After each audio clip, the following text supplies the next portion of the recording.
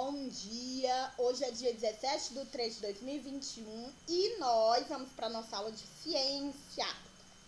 Na aula passada, nós falamos sobre os estados físicos da matéria, sólido, líquido e gasoso. Falamos também um pouquinho sobre as mudanças de estados físicos dessa matéria. Falamos sobre a solidificação, né? Que é a passagem do estado líquido para o estado sólido, quando a gente coloca água no congelador e ela vira gelo. Falamos sobre a fusão, que é quando está no estado, né, sólido e vai para o líquido, tá certo? E falamos sobre a vaporização, que é a caracterizada pela passagem do estado líquido para o estado gasoso. Aí eu falei sobre ebulição e sobre evaporação. E hoje nós iremos falar sobre a condensação, a sublimação e outras propriedades da matéria. O que é a condensação, gente? É a passagem do estado gasoso ao estado líquido, quando a água é um gás, né? Quando é o vapor de água, converte-se em água líquida.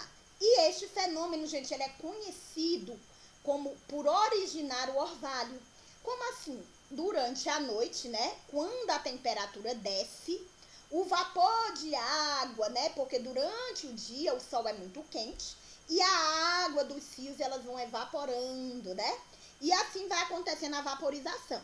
Então, à noite, quando a temperatura cai, toda essa água que está em vapor, né, ela começa a ter contato com o solo, rochas e plantas, telhados, e ela condensa-se. E o que é isso? Ela forma essas pequenas gotículas de água. Essas pequenas gotículas são chamadas de orvalho. É por isso que muitas vezes, quando a gente acorda de manhã, nem choveu, mas as plantas estão molhadas, nem choveu, mas o solo está molhado. Algumas roupas que ficaram no varal ficaram um pouquinho úmidas, não secaram. Devido, gente, a essa passagem do estado gasoso para o estado líquido, que as gotículas ficam nas roupas, ficam nas árvores, tá certo? A gente percebe melhor nas árvores, porque fica mesmo, ó, desse jeito que está aqui. Bom, a gente também pode falar sobre como se formam as nuvens, né? A origem das nuvens, gente, ela também provém da evaporação das águas dos lagos e dos rios, devido à quintura, né? Devido à quintura, acontece essa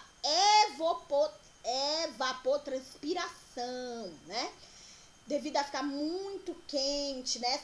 Essa evaporação, ela vai subindo e formando as nuvens, para depois acontecer uma condensação, quando cai, e acontecer as precipitações de chuva, tá certo? Vamos lá. O próximo processo que a gente vai falar é sobre a sublimação. O que é a sublimação? Quando as substâncias passam do estado sólido para o gasoso, ocorre a sublimação. Por exemplo, gente, a naftalina. Tia, o que é naftalina, né?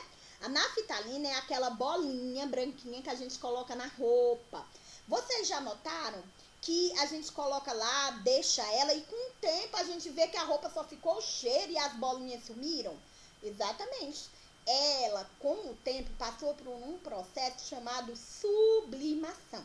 Ela estava no estado sólido e foi evaporando, passando para o estado gasoso. É um exemplo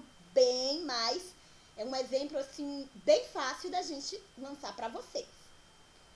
A partir daí, olha, as mudanças de estado, o que é que acontece? Se a pressão for constante, a pressão da matéria, né? Então, as temperaturas também serão constantes, ficam iguais durante a mudança de fase, tá? Durante a mudança de fase do sólido para o líquido. A temperatura, se ela for constante, não costuma variar. Depois disso, nós também veremos um pouquinho sobre as propriedades da matéria.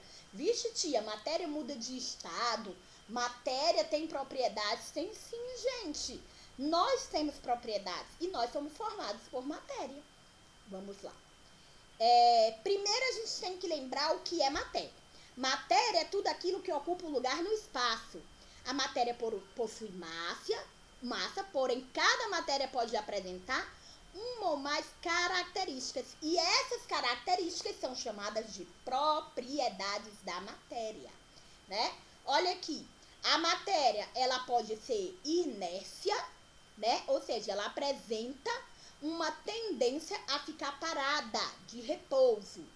Ela pode ter volume, que é o espaço que uma matéria ocupa dentro de um espaço físico, a quantidade.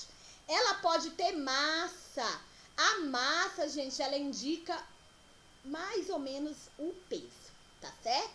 Ela é uma grandeza que indica a medida da inércia ou da resistência de um corpo em ter seu movimento acelerado. A matéria, ela pode ser elástica. Por quê? O que é isso, tia? Ela tem uma característica de voltar à sua forma original quando uma força externa ou a estica ou a comprime. Por exemplo, a matéria pode esticar e voltar ao estado original, tá? Ela pode ficar pequenininha e depois voltar ao estado original, tá? Essas são algumas propriedades da matéria específicas: o paladar, audição, tato, visão, olfato, né? Tudo isso a gente utiliza para perceber as matérias, tá bom, gente? Acho que era só isso. Era.